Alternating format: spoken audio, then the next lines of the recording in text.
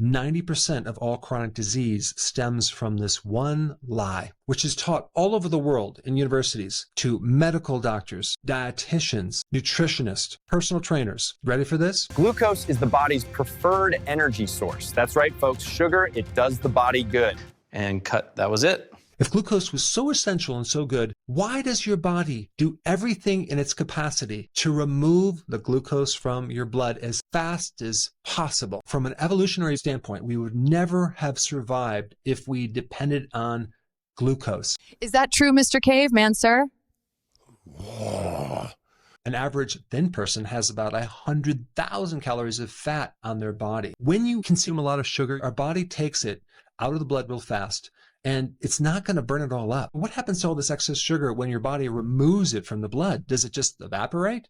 Do you pee it out? No, it gets converted to fat. It is true that some of our body does require glucose, but it's a very small percentage, and that can be made by our own body very easily. Why does your body do everything in its capacity to remove the glucose from your blood as fast as possible? Here we are told that we need to consume 50 to 60% of all of our calories being carbohydrates, which turns into glucose. When you get your blood sugar tested and it comes out to be 80, which is normal, guess how much sugar that is in your blood? That's only a teaspoon. But think about how much sugar a person actually consumes on a daily basis. You're talking about a massive amount of sugar. What is all that doing in your blood? Well, your body is working like crazy to remove it. Think about the pancreas, what it has to do. It has to just literally pump out this sugar. Truth is that sugar was never supposed to be the primary fuel. It's an emergency fuel. If our bodies were designed to live on sugar, then why do we only store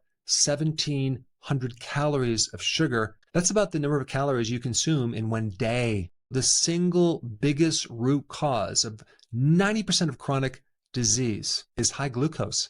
It's the blood sugar spikes. It acts like shredded glass on the inside of the arteries, creating all sorts of inflammation. Anything over 4 grams of sugar, that's 1 teaspoon of sugar, that's like 1/5 of a piece of bread, starts to create a problem in the arteries where your body has to start removing the excess. But just think about the average person, how much sugar they put into their bloodstream. Insulin has to be jacked up and produced to remove it. What happens internally is you have this high level of insulin. It just keeps removing this sugar over and over and over to the point where the body has to then compensate by producing something called insulin resistance. It slows down the sugar that goes inside the cells to prevent the cells from having glucose toxicity. Insulin resistance is your body saying to you, I've had enough. Stop giving me sugar. Here are some common symptoms: frequent urination at night, brain fog, loss of memory, belly fat, visual problems, mood issues, anxiety, depression, the inability to go from one meal to the next without the needing of a snack, excessive hunger, cravings for carbs, heart palpitations, fluid issues in your ankles or your feet, sleep apnea. Those are just some of the initial symptoms. If we give it 15 years, then you get diabetes. Give it 25 years, we create this caramelization of your brain that's called dementia. It's type 3 diabetes. Chronic spiking of blood sugar causes cataracts, glaucoma, macular degeneration. Out of all the things that damages the small little arteries to your eyes, your kidney, the nervous system, and especially the inside of the arteries, it's glucose. Why aren't people worried about consuming glucose? Because of this one simple lie that we're told everywhere, that glucose is the preferred energy source. But we don't do that, right? But of course, in the food pyramid, you'll see 65% of the calories should be carbohydrate. Did you realize if you start reducing your glucose and go on a low carb diet and keep your carbohydrates below 30 grams a day? In one study, there was 90% success of coming off insulin in 10 weeks on being on a low carb diet. Out of all the things you can do for improving your health, low carb diet is